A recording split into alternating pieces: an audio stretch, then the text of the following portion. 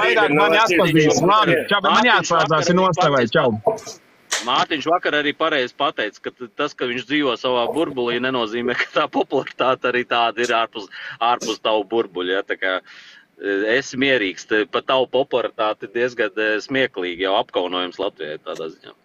Es ļoti atvainojos, bet par tām valodām cilvēks, kurš ir dzimis vairāk nekā 50 gadus atpakaļ, kas bija 20.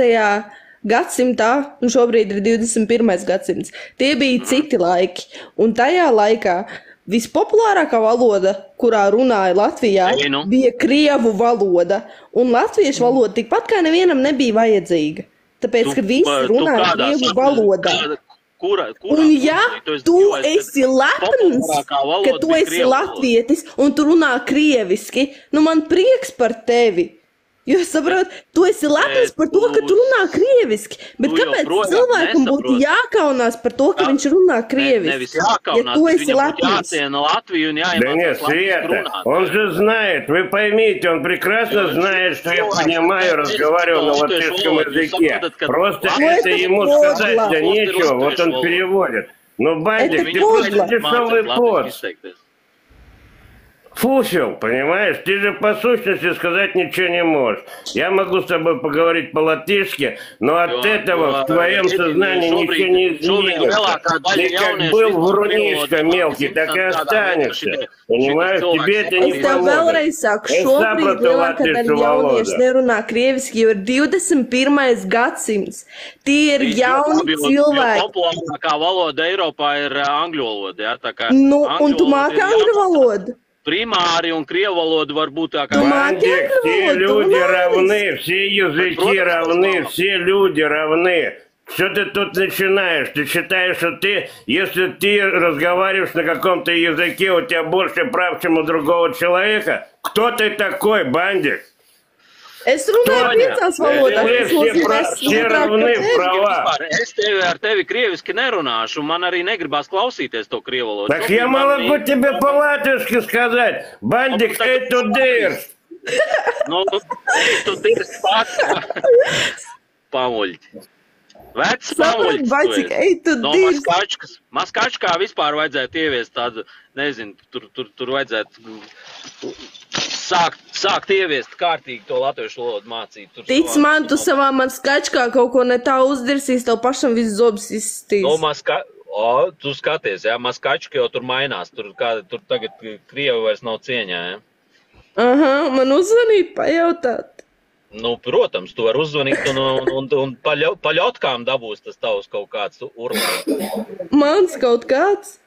Es runāju vispār par cilvēkiem. Tā kā...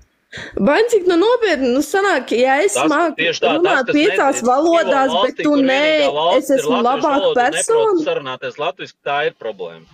Nē, vienkārši es runāju piecās valodās. Es tev izstāstīšu, kāpēc tā ir problēma, jo paši Krievi sūdzās, kāpēc viņi neprot latviešu valodu. Viņi saka, ka latvieši ar viņiem nerunājot latviešu valodā, ja? Un viņi paši arī neprot iemācīties. Tā ir tā problēma, ka mēs viņiem neprasam, lai viņi runātu latviski.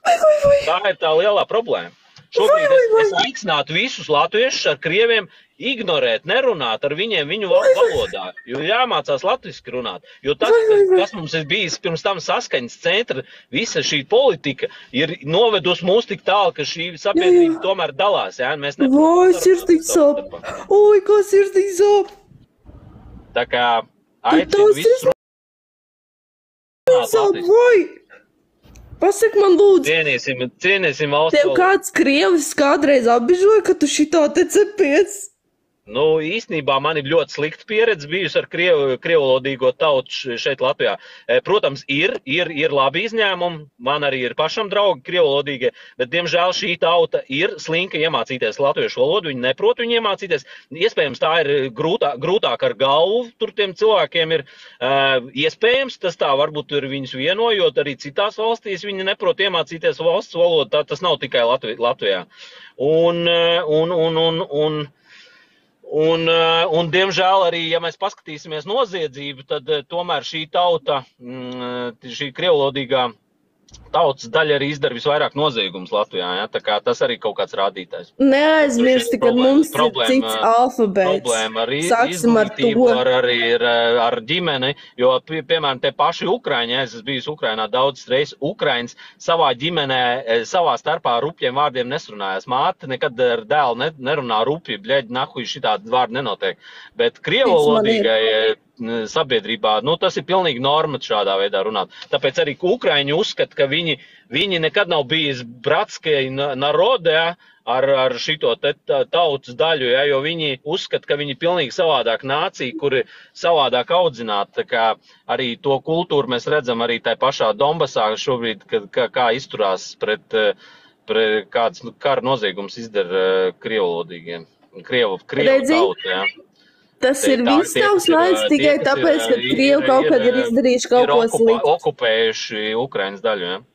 Atvainojos, kungi un dāmas, ja es iejaukšos jūsu ap divu maigajā sarunā, es izstāstīšu, man ir bijusi dzīves pieredze